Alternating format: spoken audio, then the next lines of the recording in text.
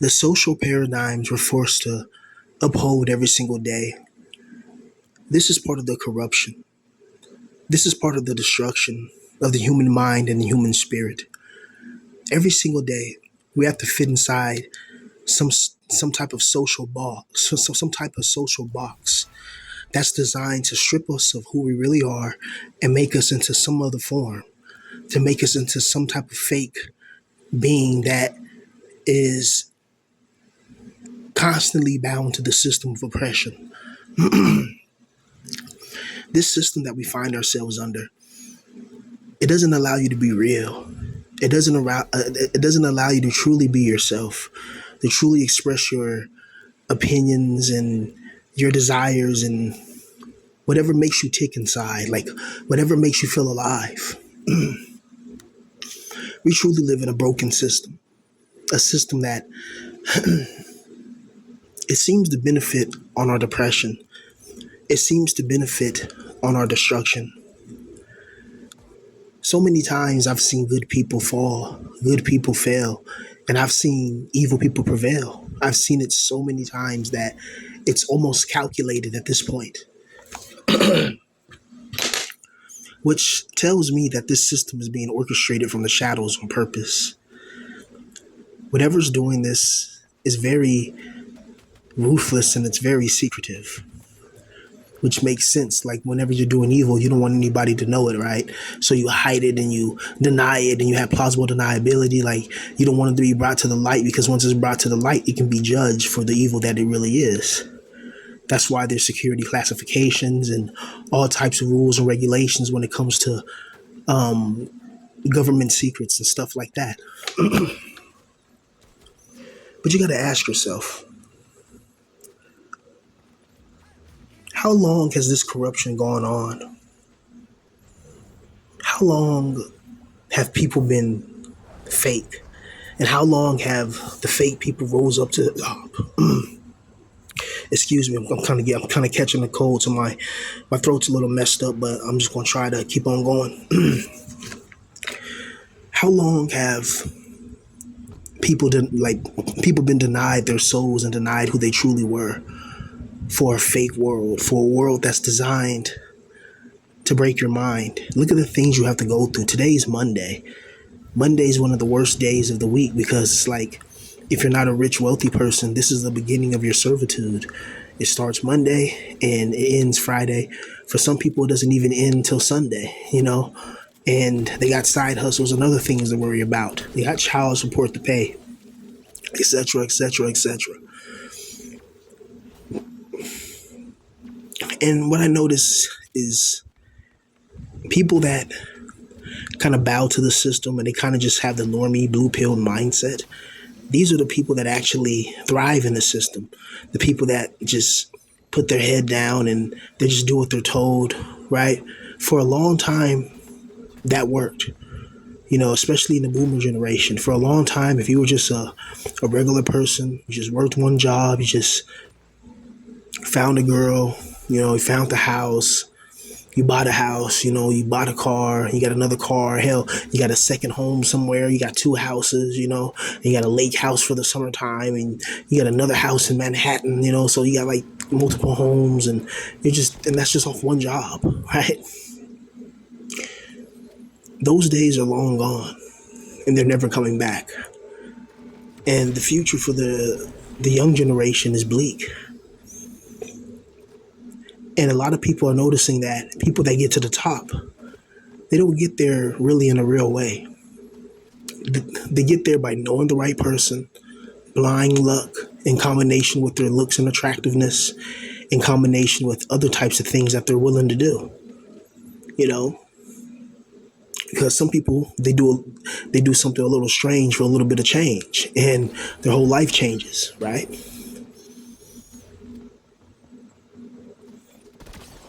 It's a very evil world.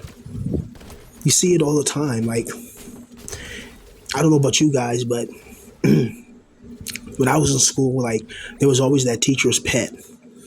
And for some reason, the teacher's pet was always my enemy, Like whoever was the teacher's pet was just like me, and that person did not get along. because I believe in freedom and, you know, being happy, and this person believes in, following these evil these evil guidelines. So some of them are evil, some of them are understandable. you know like, just, you know no talking when the teacher's talking, like no smoking in class or nothing like that. Like, okay, like that's understandable. But then there are some rules where it was intentionally left vague so the teacher can abuse it. And I'm the type of person where I like to be able to do whatever I want, when I want, however I want. And that doesn't comply with a regular 9 to 5. That complies with somebody who is an entrepreneur, somebody that is like creative, and somebody that's just not a normal person. You know, a lot of us, we're not normal people. Like, a lot of us, like, we have a real soul and a real spirit. We're just surrounded by fake people, and the people we have to interact with on a daily are just fake. And when you go to these job sites, you see it in real time how people are willing to kiss behind, they're willing to rat each other out, they're willing to do all this other stuff to get ahead, right? And the one thing I notice is that teacher's pet archetype. Like, the one thing I notice about this world is a different types of NPCs, but they have the same type of behavior. So if you see somebody that's a teacher's pet, more than likely they're going to turn into the corporate teacher's pet, reporting anybody in the office. Let's say it's an office day. Let's say it's Hawaiian day in the office, and you don't have a Hawaiian shirt. You got a regular plaid shirt on or something like that, and then they look at you from behind the desk, the cubicle, and then they start snitching and reporting you to the manager, and you don't even know it. You're sitting there working, minding your business, thinking about what you're going to have for lunch. And as you're doing that, the demiurge is on attack. The demiurge is sending agents towards you. And the next thing you know, somebody's looking at you, telling the manager that you're not wearing a Hawaiian shirt. Something as small and minuscule as that will be utilized against you. And then now you got your manager coming on up to you saying, how come you don't participate? And this is kind of company policy. You got to follow the rules and blah, blah, blah, blah. And then they can even threaten your job with something as small as that. It's something as small as that. But the problem with people like that is they don't just attack once. The teacher's pet. They're going to keep on attacking, so they can get better benefits from the teacher. It's just that person will always be a miserable person, and that's like an archetype of person. And then you got the other type of people that are nosy, always trying to find out about your business, trying to see what you got going on so they can compare. Right? You got people like that. Like, they befriend you just to betray you. Like, you'll have people like that. Like, really, you have people that will befriend you, and their objective is just to betray you in the end. Like, this people will go to extreme lengths just to be evil. And that's what you got to know about this world. It's like, people will do things that you would never even think about doing to somebody. Like, you would have never thought to do that, because your mind doesn't operate like that, because your mind doesn't operate on evil. Meanwhile, somebody that does evil towards you, their mind operates off of wickedness. So what they're doing is just whatever. It's like a small thing to them, and that's how you know these people are demons. Like, look at the people in office. Look at the government infrastructure. Is that how you really treat people? When you have billions of dollars, you're going to spend billions and billions of dollars on weapon systems and send them to different locations to defend your greatest ally, but you're not defending the people in America. People don't have no places to live. People are homeless on the streets. We don't got no place to live. We don't got nobody to hug. We don't got nobody to love. And you tell me this government is real, from the heart, from the soul? If this government was from the soul, then they'll be helping the poor. But this government is fake as hell, right? Meaning that they don't care about the poor. They don't care about people that are in bad positions. All they care about is themselves and their own survivability and viability. They don't care how volatile and hostile the environment is for the people in our situations. All they care about is, are we paying our taxes and being good, obedient servants, and enjoying our servitude? That's the system, man, and it's brutal. It's vicious. It's a crazy cycle, honestly. I really don't understand how This world can be so oppressive. And then at times there's moments of beauty. You see a beautiful, like,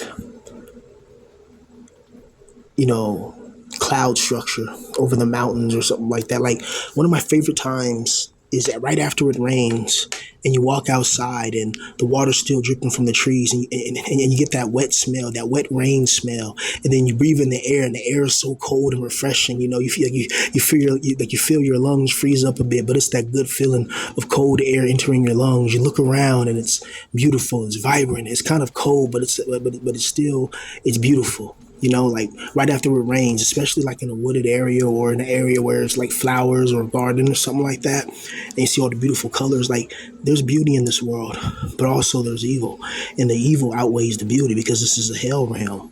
The greatest hell is not going to tell you that it's a hell realm. It's going to act like it's not a hell realm, and then boom, when your guard is down, it's going to attack you, which produces more loosh. It produces more negative energetic manifestational frequency. And I got people trying to defend the demiurge. Believe it or not, people are on here saying that, oh, the demiurge is not evil. He's just a harvester. I'm like, what? That's exactly the definition of evil. Harvesting negative energetic manifestational frequency from souls that contain the divine spark. That is evil. There's no way to look around it. This God of the Bible you guys love so much is evil. He says it in his own self. I'm a jealous God. No loving being would say that and be proud of that. And you can look at all the things that go on in the Bible that involve neutralization, different types of things that went on, right? And you can look how life is designed now. This being allowed it to be like this because this is what this being wants. I know people are scared of getting thrown into hell and all that, but it's like you're already living in hell. And when you die, you're just going to go to another type of hell, another type of dimension. And yeah, it may be even more scarier. But at the same time, just understand it's all from the demiurge. And our goal is to escape and try to get back to the pleroma, or at least get back to where Sophia's at, right? But I really do wish that, I really do wish that a lot of us had some type of power to fight back in this world. I mean, like superhuman powers. Like, let's say you could control storms. Let's say you could control, different type of elements, like the elemental spirits. You got fire, electricity, wind. You got earth. You got abyssal magic. You got light magic. You got dark magic. Imagine having these powers and these abilities like an attack mage. And I think, like imagine looking at somebody and just snapping your fingers and like you freeze them like a popsicle in an instant. Or imagine looking at somebody and doing a fire blast, or like just being like just blowing like that, and like a tornado comes out of nowhere and sweeps somebody up and sweep up a whole city, right? Like, imagine being a powerful mage, like a powerful godlike being. I guarantee a lot of us, man, you know, it, you know, it'll probably be bad. It'll definitely like the end of the world because a lot of us, we've been through a lot of trauma and we've been through a lot of hell. And I think some of these powers and abilities, like I do think that people contain special abilities such as healing and different types of things, right? But I believe like a lot of this power is hidden. It's a reason why they put fluoride in the toothpaste to stop our pineal gland. It's a reason why, you know, they don't tell us about the true capacity of humanity. They like to tell us we're just blood, flesh, and bone. But I believe humans are much more than that. Now, not every human, because some people are Hylics and NPCs, and they're created and integrated into society to make people like us with real souls and real spirits. They're put there to attack us, to try to bring us down because they're Hylics, they're soulless beings. These are like parasites. They go around the dark abyss, the dark depths, and then they attach themselves to something that actually has life and viability, because these beings lack life themselves. So they find somebody who's pulsating with positive holy light and pulsating with positive creative and innovative energies, and they attach themselves to that person and they feed off of that person because these people are parasites and these beings are parasites, right? because a lot of these beings, they inhabit people, or they find like they find certain people, and a lot of these beings, they can shapeshift into these people, right? Remember, Yaldabaoth, the demiurge, and his dragons and his archons, they're shapeshifters at heart, and they're deceptive beings by nature, very deceptive beings. So we have to be aware of that. And they created an artificial and fake world. It feels real, but it's fake. You know, like it's fake, but the pain is real. That what you're going to go through, and that's precisely why they created it like that, because you have a divine spark inside of you. So when you feel real emotion, it's real to this fake world. They feed off of that. It's like tasting a sweet pint of ice cream. You know, they love it, and they can't get enough of it. That's why our lives are the way that they are, and that's why we suffer the way that we suffer, and that's why we go through the things we go through. I don't know about you, but I'm tired of being loosed. I'm tired of being drained. I'm tired of going insane. And I'm just tired of all this negative energy and all this craziness that goes on with the world. How the fakest people, you'll see it all around you. People that just are they'll smile in your face and stab you in the back, you know, like they're just fake. They're not real type of people. They're not salt of the earth people. They're not genuine. And these are the people that will prevail in life, that will go far in life. Meanwhile, you know, regular people that are real, life's going to always have a way to try to attack you, to try to hold you down, to try to make sure that you never rise. It's like this God has something against us. You know, like certain people he has like a beef with. And I'm one of them. I'm one of the people that this God has a major beef with. You know, like he does not like me at all.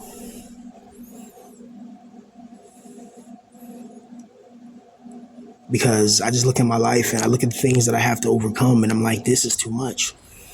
You know, this is not what a normal person goes through. This is like somebody who's, you know,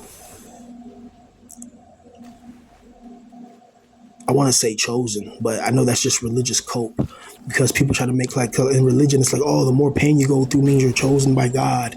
That's just religious cope. That's just all it really means. Just the demiurge sees your soul as more valuable, so he's going to make your life more harder so he can get more loose out of you. That's what it really means. It's like finding your favorite cattle and fattening up your favorite cattle before you turn into a hamburger. You know, that's basically what it is. You know, it's ridiculous, man. It's like like if they put real people in office, and if like real people won in this world, it'd be such a different world. You know, but this world allows fake people to conquer and fake people to make it to the top, and it's really annoying. Being surrounded by fakery and trickery and deception, and people just acting like they like you, but they can barely tolerate you. You have like this invisible pressure in your mind all the time. You got to keep on grinding. You got to keep on doing this, because if you don't, you're going to fall behind. But a lot of us, we've been fell behind. Like we're behind in life by some years. Some of us light years, you know. it's brutal, man. When you're coming from the bottom, man, and you don't have anything, and you don't have anybody's help, and you don't have a woman in your life, and you're dealing with psychological issues, you're dealing with loneliness, you're dealing with all types of oppressive systems that are designed to negate your creativity, and they're designed to put you in a situation where your creativity and innovation is meaningless, so that way you feel meaningless and they feel powerful. It's funny how these corporations that are soulless beings and soulless entities, they control beings that have soul and have flavor. Shouldn't it be the other way around? Shouldn't people like us that got real spirits and real souls, shouldn't we be the CEO of these companies? Instead of some soulless person who only cares about making profit and, you know, paying his Freemason taxes every month, you know, like, why can't it go to people that actually have a real soul and a real spirit, right? I truly believe that we live in some type of simulation, and this is all wicked and evil. This is an evil, twisted version of reality, and the demiurge put us in a wicked simulation. He took our divine spark, which is our souls, trapped us in this flesh suit, and put us in a fake simulation dimension. That's why you look around and you never see God face to face, the God of this world. He's never in the flesh because the flesh is the prison. Because if the flesh was so good, then this God, he would be in the flesh as well. But the reason he's not in the flesh tells you everything about the flesh, how restrictive it is. Then this God, he kicked the devil out of his, the demiurge kicked the devil out of his heaven. He kicked the sun out. And then the sun landed on the same planet as us. So if he got kicked out of heaven and fell on the same earth as us, doesn't that make this a hell realm prison? That just proves it that whatever this place is that we find ourselves in is not a good place at all. It's a wicked, evil, and deceptive place made by a wicked, evil, and deceptive God. It's absolutely brutal when you think about it, but it makes total sense that we all suffer for nothing. We suffer because a wicked being wants us to suffer and benefits from that. And once you figure that out, and once you see that, like, you'll never look at life the same. Because at this point, it doesn't make any sense. It doesn't make any sense to keep on worshiping something that doesn't want you to ever benefit, because your benefit leads to it's weakening its own power. So it's beneficial to keep you weak. That's a wicked, evil God. Point blank. Period.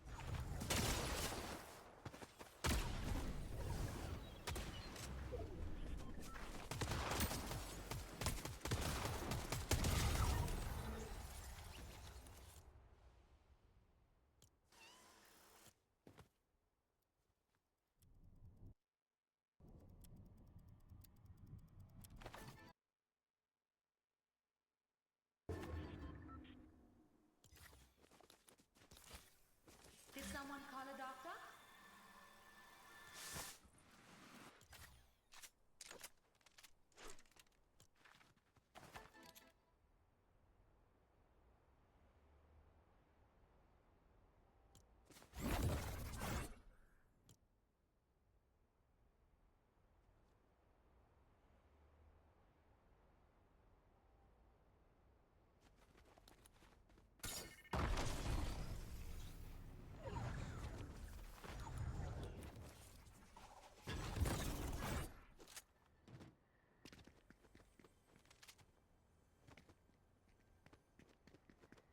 Let me get you patched up.